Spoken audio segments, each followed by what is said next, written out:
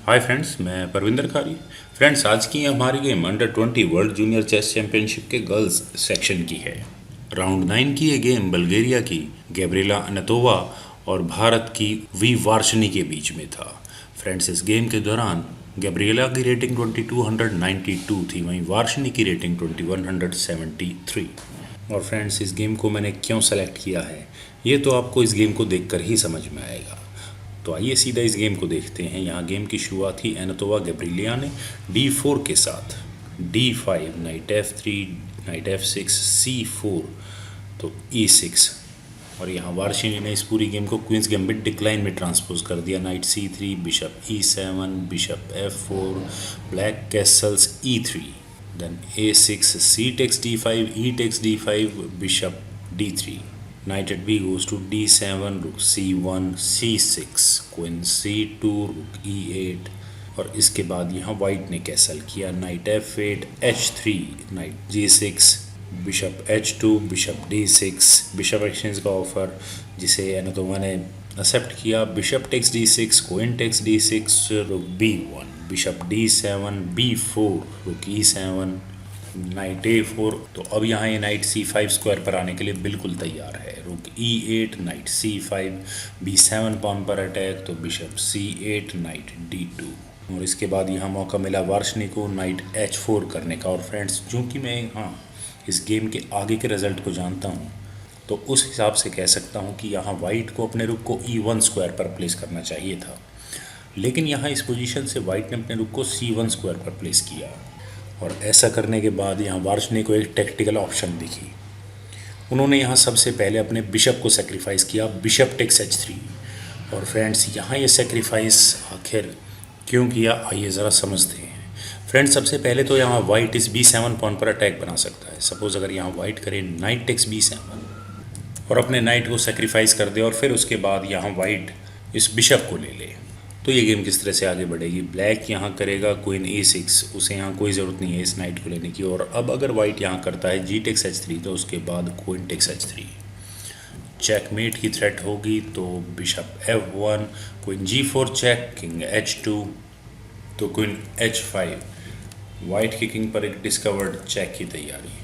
तो वाइट यहाँ क्या कर सकता है, बिशप H3, रुक टेक्स E3, ब्लैक यहाँ अपने इस रुक को सेक्रीफाइस कर सकता है। F takes E3, rook takes E3, queen D1, queen exchange का ऑफर होगा, लेकिन उससे पहले rook E2 check, king G1, queen G5 check, king H1। और अगर यहाँ ये गेम इस तरह से आगे बढ़ी होती तो ब्लैक यहाँ भी इस नाइट को ले सकता था। रुक टेक्स D2, क्वीन पर अटैक होगा, तो क्वीन E1, और फिर उसके बाद नाइट F3। सबसे पहले तो यहाँ इस क्वीन पर अटैक होगा और उसके बाद यहाँ चेकमेट की थ्रेट।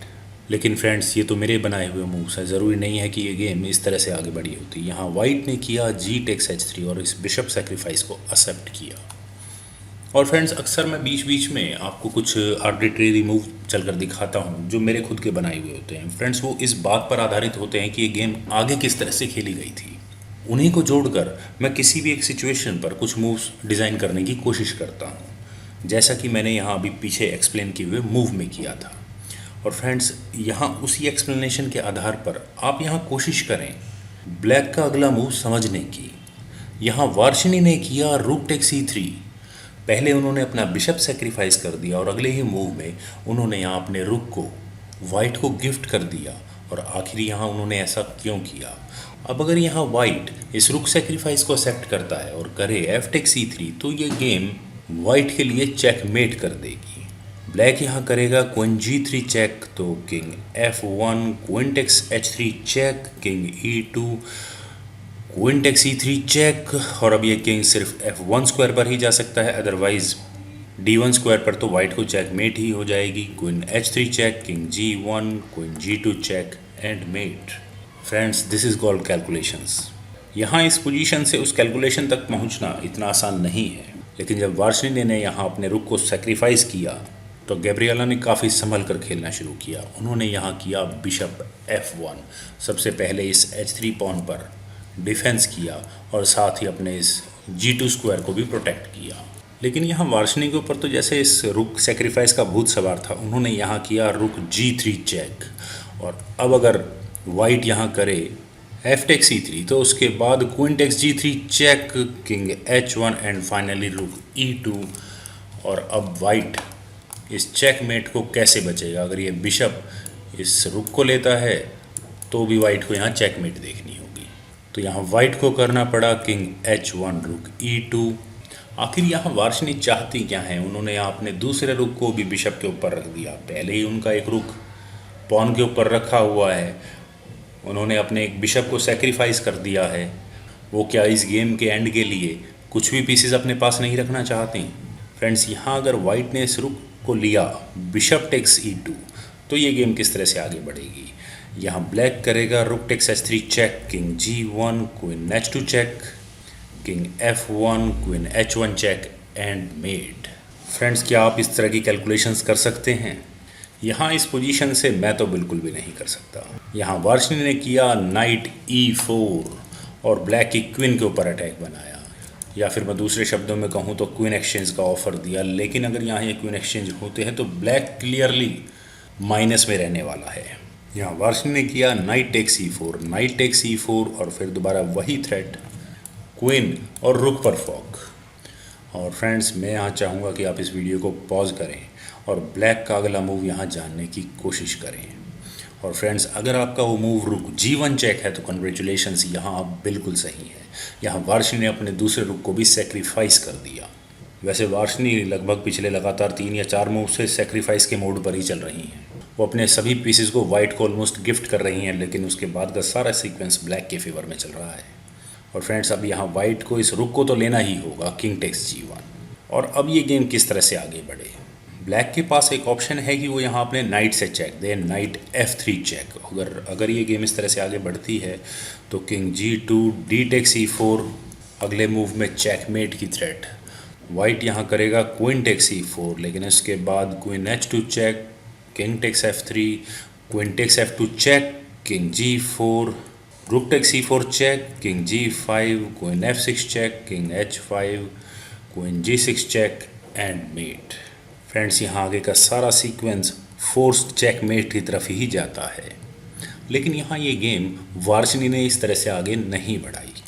यहाँ इस पोजीशन से उन्होंने किया क्वीन G6 चेक। उन्होंने यहाँ पहले अपनी क्वीन को बचाया और अब यहाँ वाइट कुछ भी करे, अब इस सिचुएशन में उन्हें अपनी क्वीन और एक रुक यहाँ ज़रूर गंवाना होगा।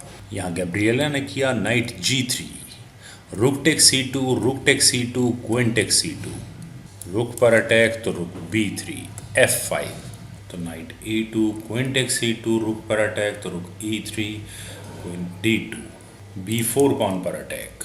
और अब अगर यहाँ वाइट करता है रुक C3 तो उसके बाद F4, रुक B3, F3। और अब यहाँ वाइट को अपने इस D4 पॉन को भूलना होगा। तो यहाँ इस पोजीशन से वाइट ने किया नाइट F4। उन्होंने यहाँ अपने इस D4 पॉन को पहले ब्लैक को दे दिया, queen takes D4, knight D3, D4 pawn पर डिफेंस किया तो F4, रुक पर attack, rook E7, knight F3 check, king G2, knight D2, bishop पर अटैक, यानी इनडायरेक्टली इस नाइट पर अटैक। तो अब यहाँ वाइट क्या कर सकता है? वो यहाँ एक चेक दे सकता है, रुक E8 चेक, तो उसके बाद king F7, rook E1, knight takes F1, knight E5 check, king F6, knight G4 check, king G5, king takes F1, queen takes B4। और वाइट अब इन 4 कनेक्टेड पॉन्स को किसी भी तरह से नहीं रोक पाएगा। लेकिन यहाँ इस पोजीशन से वाइट ने किया किंग E5 और उन्होंने यहाँ चेकमेट की एक थ्रेट बनाई, किंग F8, रुक पर अटैक, रुक E6। और फ्रेंड्स, वैसे तो ये गेम वार्ष्णी की बिल्कुल हाथ में है, लेकिन अगर इस पोजीशन से यहाँ ब्लैक करता है क्वीन E4 चेक तो ये गेम ब्लैक के फेवर में तुरंत ही घूम जाती। यहाँ इस चेक से बचने के लिए वाइट को करना होगा F3, वापस क्वीन पर अटैक बनाना होगा। और अब ब्लैक यहाँ चाहे तो इस F3 पॉन को आराम से ले सकता है, और अगर ना भी लेना चाहे तो क्वीन F5, रुक पर अटैक होगा, night D7 check, king F7, rook E1। और इस तरह यहाँ वाइट को अपना नाइट खोना होगा, क्वीन टेक्स D7। लेकिन यहाँ इस पोजीशन से वार्ष्णी ने किया knight takes F1, queen takes F1, queen takes B4। और यहाँ इस B4 पॉन को लेने के बाद गैब्रिएला ने रिज़ाइन कर दिया, क्योंकि फ्रेंड्स ये 4 कनेक्टेड पॉन्स वाइट यहाँ किसी भी तरीके से नहीं रोक पाएगा। और अब इस गेम को आगे बढ़ाने का कोई बहुत ज़्यादा मतलब भी नहीं बनता है। फ्रेंड्स, वार्ष्णेय ने जिस तरह से गैब्रिएला को अपने ट्रैप में फंसा कर रखा वो ज़बरदस्त है। यहाँ वार्ष्णेय के अटैकिंग गेम को देखकर तो वाकई में हमें काफ़ी कुछ सीखने को मिला। सो होपफुली फ्रेंड्स, आपको ये वीडियो पसंद आई होगी। आप इस वीडियो को लाइक करें, शेयर करें और मेरे इस यूट्यूब चैनल चेस गुरु को सब्सक्राइब करें। और आपके कमेंट्स का मुझे बेहद इंतजार रहेगा। Thank you for watching and bye for now.